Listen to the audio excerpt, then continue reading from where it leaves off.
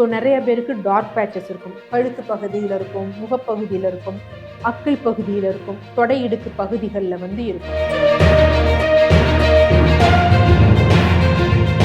இந்த dark பேச்சஸ்ல first என்ன நடக்குது அப்படின்னு வந்து நமக்கு தெரிஞ்சுக்கணும். ஸோ இந்த டார்க் பேச்சஸ் வந்து ஏன் ஏற்படுது, இது இருக்கிறதுனால நம்ம என்ன அப்படிங்கிறத தெரிஞ்சுக்கணும்.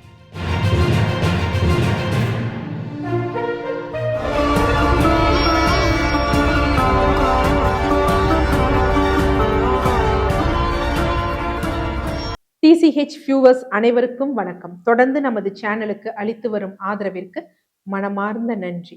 ஸோ இந்த பதிவில் எதை பற்றி பார்க்க போகிறோம் அப்படின்னு பார்த்தீங்கன்னா டார்க் பேச்சஸ்.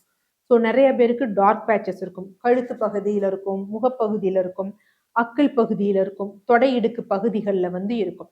ஸோ இந்த டார்க் பேச்சஸ் வந்து ஏன் ஏற்படுது, இது இருக்கிறதுனால நம்ம என்ன அப்படிங்கிறத தெரிஞ்சுக்கணும். இந்த டார்க் பேச்சஸ்ல ஃபர்ஸ்ட் என்ன நடக்குது அப்படின்னு வந்து நமக்கு தெரிஞ்சுக்கலாம். யூஸ்வலாக என்ன அப்படின்னு பார்த்தீங்கன்னா கெரட்டின் அப்படிங்கக்கூடியது நம்ம ஸ்கின்ல வந்து இருக்கும்.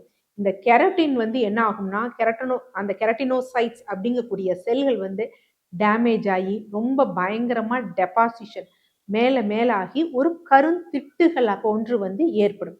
அது ஒரு சேஞ்சஸ் ஏற்படும். அதே மாதிரி ஸ்கின்ல இருந்தும் இந்த செல்கள் வந்து என்ன அப்படின்னு பார்த்தீங்கன்னா ஒரு சின்ன ஒரு கொடி போன்று அப்படியே மெல்லிதா மேல வளர்ந்து இருக்கும்.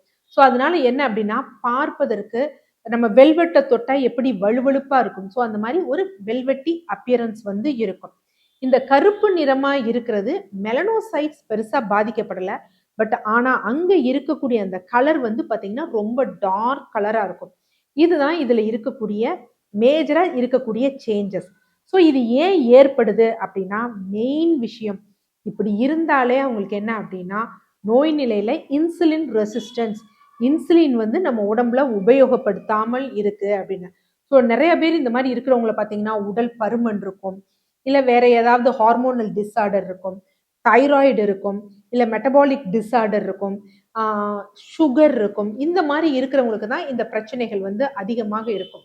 பெண் குழந்தைகளுக்கு இங்கே கழுத்து பகுதியில் தெரியும், நிறைய பேருக்கு அக்கிள் பகுதிகள்லையும் தெரியும், சிலருக்கு மறு போன்று இருக்கும், சில ஆண்களுக்கு வந்து பார்த்தீங்கன்னா நெற்றி பகுதிகள்லையும் வந்து இருக்கும். ஸோ இந்த எல்லா டார்க் பேச்சஸ் இருந்தாலும் இது சிலது மரபு சார்ந்து வரக்கூடியதும் இருக்கு. பட் மேஜரா இருக்கக்கூடியது என்ன அப்படின்னு பார்த்தீங்கன்னா இந்த இன்சுலின் ரெசிஸ்டன்ஸ் தான். அப்புறம் சிலருக்கு கேன்சர் இருக்கும் பொழுதும் அது வந்து வெளிக்கொணரும். ஆக்சுவலா இந்த இது இருக்கு பார்த்தீங்களா டார்க் பேச்சஸ், இந்த ஆக்சுவலா அது அகாந்தஸ் நைக்ரிகன்ஸ்ன்னு சொல்லுவாங்க. இதை வந்து நம்ம எப்படி எடுத்துக்கலாம் அப்படின்னா ஸ்கின் மார்க்கர்ஸ் அப்படின்னா உள்ள நமக்கு இருக்கக்கூடிய பிரச்சனைகளை வெளியே காண்பிக்கக்கூடிய ஒரு மார்க்கரா தான், கருநிற மார்க்கரா தான் இந்த டார்க் பேச்சஸ் இருக்கு. ஸோ ஒருத்தருக்கு டார்க் பேச்சஸ் இருந்தாலே முதல் நிலையா அவங்களுக்கு இன்சுலின் ரெசிஸ்டன்ஸ் இருக்கா அப்படிங்கிறத பார்க்கணும். இன்சுலின் ரெசிஸ்டன்ஸ்னா என்னது, உடல் பருமன் இருக்கா, பிசிஓஎஸ் பிஎம்ஓஎஸ்ன்னு சொல்லக்கூடியது இன்று சொல்லக்கூடியது இருக்கா, சர்க்கரை நோய் இருக்கா, ஹார்மோனல் டிசார்டர் இருக்கா அப்படிங்கிறத வந்து பார்க்கணும். இது இல்லாம ரேர் கண்டிஷன்ல உள்ள ஏதாவது கட்டிகள் இருந்தாதான் இந்த மாதிரி இருக்கும். சிலருக்கு பரம்பரை ரீதியாகவும் அந்த மாதிரி வரும். ஸோ அது மட்டும் ரொம்ப ரேர் கண்டிஷன் ஜெனட்டிக்கா. மற்ற ரெண்டுமே வந்து ஈஸியா நம்ம வந்து தீர்க்கக்கூடியதுதான். இப்ப இதற்கு தீர்வு அப்படிங்கிறப்ப என்ன நோய் இருக்கோ அதற்கு தகுந்த வகையில வந்து நம்ம தீர்வு பார்த்துக்கலாம். பட் நம்ம அது வரைக்கும் இப்படி பார்த்துட்டே இருக்க முடியாது. நம்ம பார்லர் போறோம், ஒரு தடவை ஸ்க்ரப் பண்ணி எடுக்கிறோம், திரும்ப வந்துகிட்டே தான் இருக்கும். ஏன்னா இதுல மெயினா பாதிக்கப்படக்கூடியது மேலே இருக்கக்கூடிய எபிடெர்மிஸ் அப்படிங்கக்கூடிய லேயர் தான். அதுக்கு கீழே இருக்க மைல்டா இருக்கக்கூடிய டெர்மிஸ் லேயர் தான். இந்த எபிடெர்மிஸ் லேயர் அப்படிங்கிறது நிரந்தரமா இருக்கக்கூடியதுல அப்படியே 28 நாட்களுக்கு ஒரு முறை சுழற்சியில ஒரு அடுக்கு போய் மறு அடுக்கு வந்துகிட்டே தான் இருக்கும். ஸோ அதனால என்ன அப்படின்னா மேல அதை கிளென்ஸ் பண்ற வேலையை மட்டும் பார்த்துக்கலாம். ஆனா இதுக்கு நிறைய பேர் லெமன் யூஸ் பண்றாங்க. தயவு செய்து லெமன் யூஸ் பண்ணாதீங்க. ரெண்டு யூஸ் பண்ணலாம். ஒன்று என்ன அப்படின்னு பார்த்தீங்கன்னா உருளைக்கிழங்கு.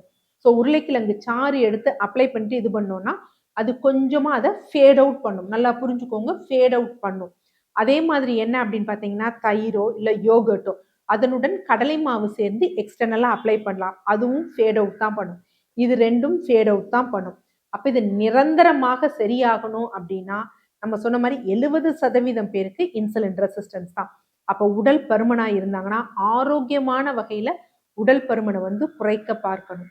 அதே மாதிரி இது எபிடெர்மல் லேயர்னால கொஞ்சம் இங்க வந்து அந்த மெலனோசைட் செல்கள் பாதிக்கப்படல. பட் அங்க கலரு அதிகமா இருக்கிறனால கேரட் ஜூஸ் எடுத்துக்கலாம். ஸோ தினமும் காலை 2 கேரட் நல்லா துருவி அரைச்சு பிழிஞ்சு வெறும் ஜூஸ் மட்டும் எடுக்கலாம். ஸோ ஜூஸ் எடுக்கும் பொழுதும் அது ஃபேட் ஆகும். ஸோ இதெல்லாம் ஃபேட் ஆகும். நீங்க எக்ஸ்டர்னல் அப்ளை பண்றப்போ கொஞ்சம் அது அளவுக்கு எக்ஸ்ஃபோலியேட் ஆகும். ஆனா நிரந்தரமாக வரக்கூடாது அப்படின்னா காரணம் என்னமோ அதை பார்த்து சரி செய்தால்தான் நன்மை தரும். ஸோ இது நோய் கிடையாது, இது நோய் இருக்குதுன்னு நம்ம ஸ்கின்ல காமிக்கக்கூடிய ஒரு மார்க்கர் அப்படிங்கிறத புரிஞ்சு கொள்ளணும். நன்றி.